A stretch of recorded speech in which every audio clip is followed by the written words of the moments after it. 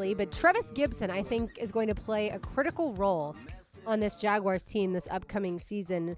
I'm not saying he's going to take snaps away from Josh Allen and Trayvon Walker by any means, but I think if there's an injury to either of those guys, and certainly knock on wood that there's not going to be, or if either of them needs a breather, Trevis Gipson, now reunited with one of his coaches in Chicago, Bill Shuey, and John Shipley did a great article on Trevis over the weekend, so be sure and find that at si.com.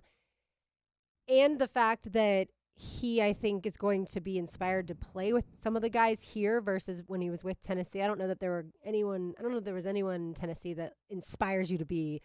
No offense to Arden Key. Right. Well, especially when you only play 8 games because he was only active for 8 games a season ago in Tennessee. So no one believed in him. But speaking of Arden Key, Lauren, that's why I agree with you. And I think maybe it's not a splash free agent signing, but I think Trevis Gipson becomes your Arden Key of 2022 and 2024. Arden Key only got you 4.5 sacks his 1 year in Jacksonville and was able to cash in on the other side of it with the Titans. Trevis Gipson has had a 7-sack season and a 3-sack season before his 1 year stint in Tennessee, which obviously, did not go as planned. And that was in a rotational role, getting 7 sacks in Chicago his second year in the league and then 3 sacks the next year.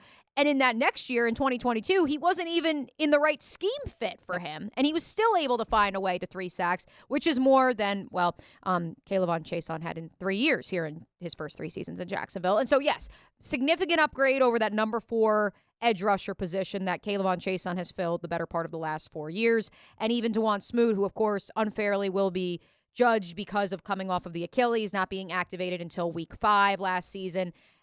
Smoot on one leg, plus whatever Chason was doing. I think Trevis Gipson as a whole, not to mention whatever Miles Cole can offer you, significant upgrade in the room. And especially if you're still clamoring for, do the Jaguars add to the edge depth? I think at the very least, on paper, this is a significant upgrade. I love Trevis Gipson. I've said that on here before. And the interesting thing, going back to 2021, when he obviously new to the Bears. They had just drafted him, 5th rounder. The Bears defense at that time was kind of on the way out. Like a lot of the guys were getting older. There were some injuries coming along. They were kind of in that point of the down part of what had been a pretty solid defense the few seasons before that, but it still had Khalil Mack. You still had Akeem Hicks. Robert Quinn had a career year that year, 18.5 sacks. And so there was a lot to help him that season because there were so much, but one of the things that really popped out to me was because in the beginning of the season they were banged up a little bit, so he had a decent amount of snaps in the beginning of the season. You almost immediately saw production out of him. He wasn't quite getting to the quarterback, but you were like, he's there. There's something with Trevis Gipson.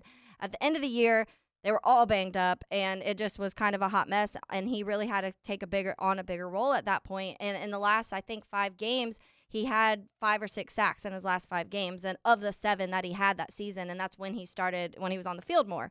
So going into the 2022 season, Bears fans were super excited about Trevis Gipson because obviously you just ended the season the way that you had, and you saw when he was on the field, it just looked different. It looked like they were adding pressure more, and those QB hurries were adding up, and they were forcing the quarterbacks to kind of make decisions they didn't want to.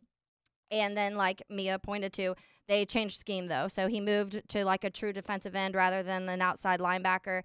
And it kind of shifted things around. In addition, Eberflus came, brought in Al-Qadim Muhammad, who was his guy. So Trevis wasn't getting many snaps at all that year. And I went back and I listened to the podcast I did on him for Making Monsters. And the whole time I was just like, we need to play Trevis more. I don't understand why we're not paying Trevis more. Now looking back, the scheme was probably the bigger thing of why Eberflus wasn't. But it's still, that shows how frustrated I was and how much more I wanted him on the football field because he does make such an impact. In addition to that, he really was really good against the run too, and that was like one of the underrated things that I think people didn't talk about a ton. And it's something that this staff values greatly. Yes. The ability to stop the run, something the scouting department, look at i.e. Trayvon Walker. Yeah, exactly. Part of why he was the selection over Aiden Hutchinson. Yes. And it's why Jan probably would not come back here. Correct. Yes. Yeah. And those things add value. It's not something that you talk about a ton because everybody wants the sacks and wants the flashy plays, but being able to be one of those guys where people avoid that side of the field is important, and I truly saw that in moments in Chicago when Trevis was there. So I think, and that's why it points back to my my my statement the other day about how confident I am on the defensive line and how good I think they can be with Devon Hamilton being healthy and with Eric Armstead addition.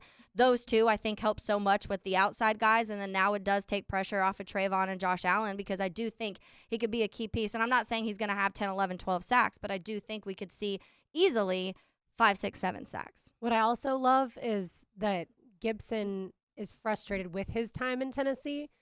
Oh, yeah. So you've like, got screw the Titans. Right. So you've got then the extra motivation for Trevis to get after Will Levis, which bring it on. Yes. Yeah, I think that another important note to make is, again, going back to how this quote-unquote pass rusher, edge rusher room is stacked. I think it's important to note, especially for those of you who are still clamoring for, is there a guy out there on the street that the Jaguars could sign to fortify that room?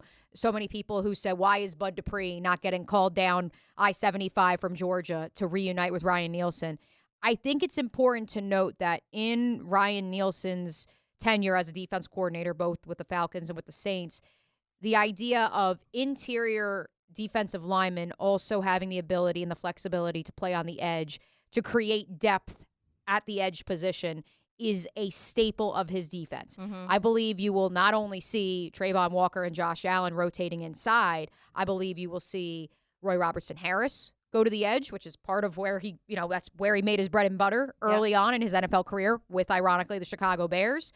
Eric Armstead has a history playing on the edge, even if that's not his natural starting position per se. Mason Smith lined up at a wide 9 at times his freshman season at LSU. And finally, and I understand he's the biggest project of the crew, but Miles Cole spoke with Rick Ballou yesterday. You can catch that interview on demand at 1010XL Jaguars YouTube channel. And he said he is more than prepared to line up on the edge, not just in the interior, whether that's in a 3-point stance or standing up, although they have him really in a 3-point stance right now. And so right then and there, I just listed 4 additional players for quote-unquote depth at the edge rusher, outside linebacker, defensive end position that a year ago didn't exist. Because last year, and yes, the scheme was part of it, but it was so much, it's Josh, it's Trayvon, they play on the edge, we have Smoot and Chase on behind them, and that's it. Yeah. And it's not going to be that way. The positionless football, positionless basketball argument that so many people around the league have been trying to make over the last 2 to 3 years, it comes to fruition when you look at how Ryan Nielsen calls his defenses.